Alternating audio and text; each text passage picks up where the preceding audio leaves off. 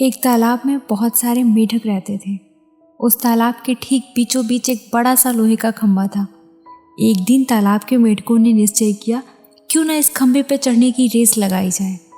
जो भी इस खंभे पर चढ़ जाएगा उसको प्रतियोगिता का विजेता माना जाएगा। इस पर सभी मेढकों ने सहमति जताई। रेस का दिन निश्चित किया गया। कुछ दिनों बाद रेस का दिन आ गया।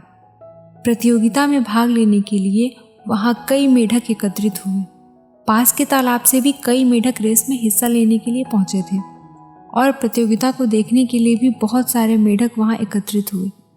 रेस का आरंभ हुआ। चारों ओर शोर ही शोर था। सब उस लोहे के बड़े से खंभे को देखकर कहने लगे, अरे इस पर चढ़ना नामुमकिन है, इसे तो कोई भी नहीं कर पाएगा। इस खंभे पर तो चढ़ा ही नहीं जा सकता। कभी कोई यह रेस पूरी नहीं कर पाएगा। और ऐसा हो भी रहा था। जो भी मेढक खंभे पर चढ़ने का प्रयास करता, वो खंभे के चिकने एवं काफी ऊंचा होने के कारण थोड़ा सा ऊपर जाकर नीचे गिर जाता।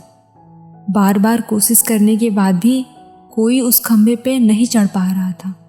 अब तक काफी मेढक हार मान गए थे और कई मेढक गिरने के बाद भी अपनी कोशिश जारी रखे हुए थे। इसके साथ साथ अभी भी रेस देखने आए मेढक जोर जोर से चिल्ला रहे थे, अरे ये नहीं हो सकता, यह असंभव है, कोई इतने ऊंचे खंभे पे चढ़ ही नहीं सकता। और ऐसा बार बार सुनकर मेढक हार मान बैठे और उन्होंने प्रयास करना छोड़ दिया और अब वो उन मेढकों का साथ देने लगे जो जोर जोर से चिल्ला रहे थे। लेकिन उन्हीं में से एक छोटा मेढक जो लगातार कोशिश करने के कारण खंभे पर जा पहुंचा।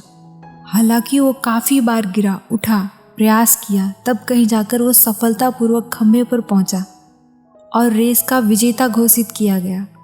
उसको विजेता देखकर मेढकों ने उसकी सफलता का कारण पूछा। उन्होंने पूछा, यह असंभव कार्य तुमने कैसे किया? ये तो नामुमकिन था, यहाँ कैसे सफलता प्राप्त की? हमें बताओ। तभी पीछे से एक मेढक की आवाज़ आई, अरे उससे क्या पूछते हो, वो तो बहरा है। फिर भी मेढकों ने विजेता मेढक से पता करने के लिए एक ऐसे मेढक की मदद ली जो उसके सफलता का कारण जान सके। विजेता मेढक ने बताया, मैं तो बहरा हूँ, मुझे सुनाई नहीं देता, लेकिन जब आप लोग जोर जोर से चिल्ला रहे थे तो मुझे लगा जैसे आप मुझसे कह रहे हो, तुम ये कर सकते हो, यह तुम्हारे लिए मुमकिन है। इन्हीं शब्दों ने मुझे सफलता दिलाई है। तो दोस्तों, इस कहानी से हमें ये सीख मिलती है कि जब हम अपने लक्ष्य को पाने के लिए संघर्ष कर रहे होते हैं तो नकारात्मक लोग हमारे आत्मविश्वास को कमज़ोर करते हैं। ऐसे में हमें नकारात्मक लोगों की बात पर ध्यान नहीं देना चाहिए और निरंतर प्रयास करते रहना चाहिए। एक ना एक दिन हम सफल जरूर होंगे।